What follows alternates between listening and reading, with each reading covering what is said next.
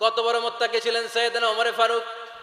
মদিনার সমাজে কয়জন মুনাফিক ছিল বিশ্বনবী ছাড়া কেউ বলতে পারতেন না। বিশ্বনবী কোন সাহাবীকে মুনাফিকদের লিস্ট দিয়ে যান নাই, একজন সাহাবী ছাড়া। দেখি কেউ বলতে পারেন কিনা ওই সাহাবীর নাম? কি নাম? হুযায়ফা ইবনুল ইয়ামান রাদিয়াল্লাহু তাআলা আনহু। ওনাকে বলা হতো সাহিবু সিররি রাসূলিল্লাহ, আল্লাহ রাসূল সাল্লাল্লাহু আলাইহি ওয়াসাল্লামের গোপন তথ্যের ধারক বাহক। সুবহানাল্লাহ পড়বেন না? বিশ্বনবী ইন্তেকালের আগে মদিনার সমাজে মোট কয়জন মুনাফিক আছে এই তথ্য আবু বকরকে বলেন নাই, ওমর রাদিয়াল্লাহু তাআলা আনহুকে বলেন নাই, উসমান রাদিয়াল্লাহু তাআলা আনহু, আলী রাদিয়াল্লাহু তাআলা আনহু, আশারাতুল মুবাশশিরিনা বিল জান্নাহ কোন সাহাবীকে বলেন নাই। শুধুমাত্র কেবলমাত্র একমাত্র হুযায়ফা ইবনুল ইয়ামান রাদিয়াল্লাহু তাআলা আনহুর কাছে মুনাফিকদের লিস্টে বিশ্বনবী দিয়ে গিয়েছেন। সুবহানাল্লাহ পড়েন। মদিনায় কারা কারা মুনাফিক কেউ জানতো না হুযায়ফা ছাড়া। কে ছাড়া? নামটা আজকে মুখস্থ করেন, যাতে অন্য কোনো ওয়াজে কেউ জিজ্ঞেস করলে বলতে পারেন। মুনাফিকদের লিস্ট যে সাহাবীর কাছে বিশ্বনবী দিয়ে গিয়েছিলেন, সাহাবীর নাম কি? নাম? নামটা কেমন লাগে? ভাল লাগে? অনেকে আমারে জিজ্ঞেস করে, হুজুর আমার ছেলে হবে আগামী মাসে, একটা নাম দেন। নাম দিয়ে দিলাম হুযায়ফা। যাদের হবে ছেলে, এলাকায় যাদের নেক্সট কয়েক মাসে ছেলে হবে, খালি হুযায়ফা চলবে। কি চলবে? ভাল লাগে? নামটা ভাল লাগে? রাইখেন, অনেক সুন্দর নাম। উনি জানতেন মুনাফিক কারা। দেখেন ওমরে ফারুকের তাকওয়ার লেভেলটা কত হাই। ওমরে ফারুক একদিন হুযায়ফা রাদিয়াল্লাহু তাআলা আনহুর কাছে গেলেন, যে বললেন, হুযায়ফা, বিশ্বনবী ইন্তেকালের আগে মুনাফিকদের নামের লিস্টটা কারো কাছে দেয় নাই, আমার জানা নাই, সাইয়েদনা আবু বকরের জানা নাই, কোন সাহাবীর জানা নাই তুমি ছাড়া। আমি তোমার কাছে জানতে চাই, আমি ওমরের নামটা ওই মুনাফিকদের খাতায় আছে কিনা আমার একটু বলো। আমার ওমরের নামটা ওই মুনাফিকদের লিস্টিতে একটু আছে কিনা নামটা একটু বলো। যদি থাকে আমি ভালো হয়ে যাব, আমি নেফাকি দূর করে পাক্কা মুমিন হতে চাই। আমার নাম যদি মুনাফিকের লিস্টে থাকে আমি তো শেষ। হুযায়ফা চোখের পানি ছেড়ে দিয়ে বলে, আমিরুল মুমিনিন, কেমন প্রশ্ন করলেন আপনি? আপনি বিশ্বনবীর শ্বশুর, এই উম্মতে আপনার পজিশন 3 নাম্বার। আপনারে মুনাফিকরা ভয় পায়, শয়তান আপনারে ভয় পায়। আপনি জান্নাতে সব বয়স্ক লোকদেরকে নিয়ে জান্নাতের মধ্যে আগে আগে ঢুকবেন, কেমন করে মুনাফিকদের কাতারে আপনার নাম থাকতে পারে ওমর? সুবহানাল্লাহ পড়ে। কি বিনয়ী, কি তাকওয়া। হুযায়ফাকে যে ধরতেন, হুযায়ফা একটু বলো না আমার নামটা মুনাফিকদের লিস্টিতে আছে কিনা। ওমরে ফারুকের যদি এই টেনশন থাকে যে আমি মুনাফিক হয়ে গেলাম কিনা, আমাদের এই টেনশন থাকার দরকার আছে না নাই? হ্যাঁ, যেন সব সময় আল্লাহর কাছে দোয়া করতে হবে, আল্লাহ তুমি নেফাকি থেকে আমাদেরকে বাঁচাও। আরো জোরে পড়েন আমিন। আপনারা ওঠা বসা শুরু করলেন কেন? অনেক রাত হয়ে গেছে তাই? হ্যাঁ, শেষ করে দেই তাহলে না? যে অনেকের কষ্ট হচ্ছে মনে হচ্ছে। হ্যাঁ, এক নাম্বারে যাচ্ছে এইটা এইটা সব মুখস্থ দেখি। হ্যাঁ, 1 নাম্বার, 2 নাম্বার, 3 নাম্বার। 1 নাম্বার হইল পেশাবখানা, 2 নাম্বার পায়খানা, 3 নাম্বার নাকি এইটা?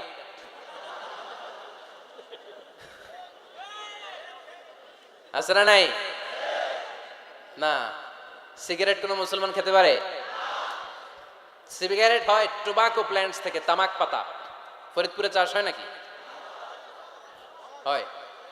কোন থানায় হয় বেশি? হ্যাঁ, তামাক ক্ষেত যারা দেখছেন, কোন বেড়া লাগানো লাগে? কারণ ছাগলেও মুখ দেয় না। তো যেটা ছাগলে খায় না, এটা কোনো মুমিন বান্দা খাইতে পারে?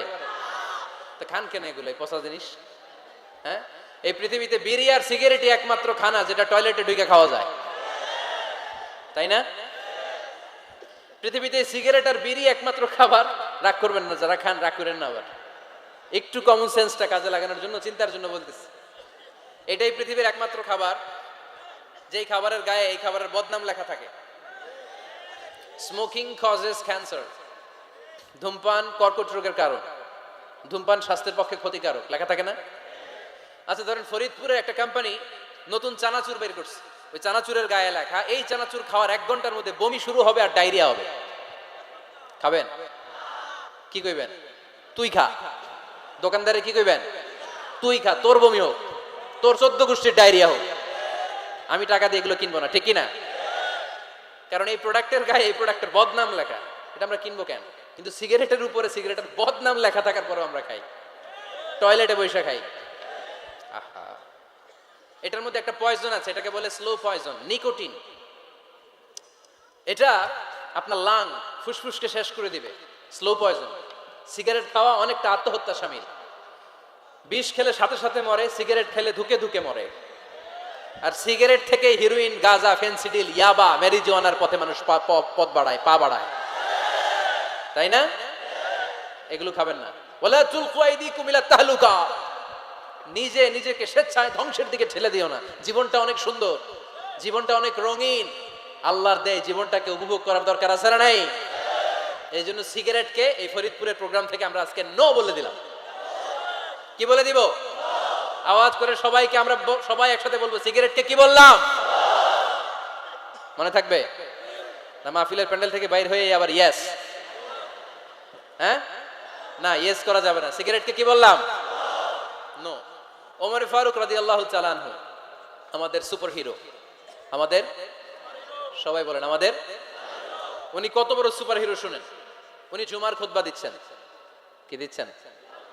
মসজিদে নববীতে। খুতবার মাঝখানে হঠাৎ বললেন, ইয়া সারিয়াত আল জাবাল, ইয়া সারিয়াত ইবনে জানিমিল জাবাল। এই কথা বলেই আবার খুতবা দিতে শুরু করলেন। ওনার এই ইয়া সারিয়াত ইবনে জানিমিল জাবালের সাথে আগের কথারও কোনো মিল নাই, পরের কথারও কোনো মিল নাই। জুমার নামাজের পর মুসল্লি সাহাবারা ধরলেন, বললেন, ইয়া আমিরাল মুমিনিন।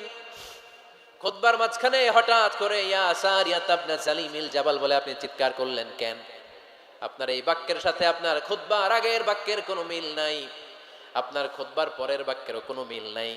এই কথা আপনি কারে বললেন? কারে উদ্দেশ্য করে বললেন? এই কথার তাৎপর্য কি আমাদেরকে বুঝিয়ে বলেন। ওমরে ফারুক বললেন, আমি যখন খুতবা দিচ্ছি আমি দেখতে পেলাম ওই যে কয়েক মাস আগে আমি আমার মুসলিম সেনাবাহিনী পারস্যে আক্রমণের জন্য পাঠিয়েছি, বর্তমান ইরান, ইরানের ওই বিশাল এলাকাতে পারস্যে আমি আমার ব্যাটালিয়ন পাঠিয়েছি। আমি হঠাৎ করে দেখতে পেলাম আমার মুসলিম বাহিনীর সেনাপতি যুদ্ধের এক পর্যায়ে তার ডানে আছে উপত্যকা, বায়ে আছে পাহাড়, সে পাহাড়ি রাস্তা ছেড়ে দিয়ে উপত্যকার দিকে যেতে শুরু করেছে। আমি দেখতে পেলাম আমার মুসলিম বাহিনী যদি উপত্যকার দিকে ছুটে বেড়ায়, কাফির মুশরিকরা আমার মুসলিম বাহিনীকে কচুকাটা করে ফেলবে। তাই আমি এখান থেকে তাদেরকে কমান্ড দিয়ে বলেছি, ইয়া সারিয়াতাল জাবাল, উপত্যকার দিকে নয় পাহাড়ের দিকে যাও, তাহলেই তোমাদের বিজয় নিশ্চিত হয়ে যাবে। উপত্যকার দিকে যেও না, ইলাল জাবাল, ইলা সারিয়াতিল জাবাল, পাহাড়ের দিকে ছোট। সাহাবারা অবাক, ঘটনা কি? উনি বসে আছেন মদিনায় মসজিদে নববীর মিম্বারে দাঁড়িয়ে, উনি যদি ইয়া সারিয়াতাল জাবাল বলে, এটা কি ইরানে যাবে নাকি? ও মিয়া, তখনকার সময়ে বর্তমানের মতো মোবাইল ছিল নাকি? ইন্টারনেট ছিল নাকি? কিছু ছিল? খালি মুখে আমি যদি বলি ইয়া সারিয়াতাল জাবাল, এটা ইরানে যাবে? ইন্ডিয়ায় যাবে? ঢাকায় তো যাবে না, ফরিদপুর শহরেই তো বসবে না, ঠিক কিনা? কিন্তু এটা আমিরুল মুমিনিন বিশ্বাসী সাহাবারা বিশ্বাস করে নিল। কিছু মুনাফিক ছিল, এরা কয় না ঝামেলাস, এটা তো সম্ভব না। এক কাজ করি, এই সেনাপতি যখন বিজয়ী বেশে মদিনায় ফিরে আসবে আর আমরা ধরবো। এরা দিন গুনতে লাগলো, এই সেনাপতি মুসলিম বাহিনী নিয়ে পারস্য জয় করে কবে ফিরে আসবে। এই মুনাফিকের দলগুলো কখনো সেনাবাহিনীকে অভ্যর্থনা জানাতে যেত না, কিন্তু এইবার সবার আগে মদিনার উপকণ্ঠে যে সেনাপতিদেরকে অভ্যর্থনা জানানোর জন্য ফুল নিয়ে রেডি, ফুল নিয়ে দাঁড়ায় সেনাপতি ঢুকার সাথে সাথে ধরছে, এই সেনাপতি কোত্থেকে আসছে? কয় পারস্য জয় করে আসছি। কয় এমন এমন দিন, জুমার দিন দুপুরবেলা যুদ্ধের মাঝখানে আমিরুল মুমিনিনের কণ্ঠের কোন কথাবার্তা শুনছো নাকি? সেনাপতি অবাক, কয় তোমরা জানলা কেমনে? শুনছি তো। সুবহানাল্লাহ পড়বেন না? আমরা যুদ্ধে একটা ভয়ঙ্কর অবস্থার মধ্যে ছিলাম, পেছন থেকে শত্রু আমাদেরকে আক্রমণ করতে শুরু করে দিল। ডানে যাব না বায়ে যাব, সামনে যাব নাকি পেছনে যাব, রাস্তা খুঁজে পাচ্ছি না।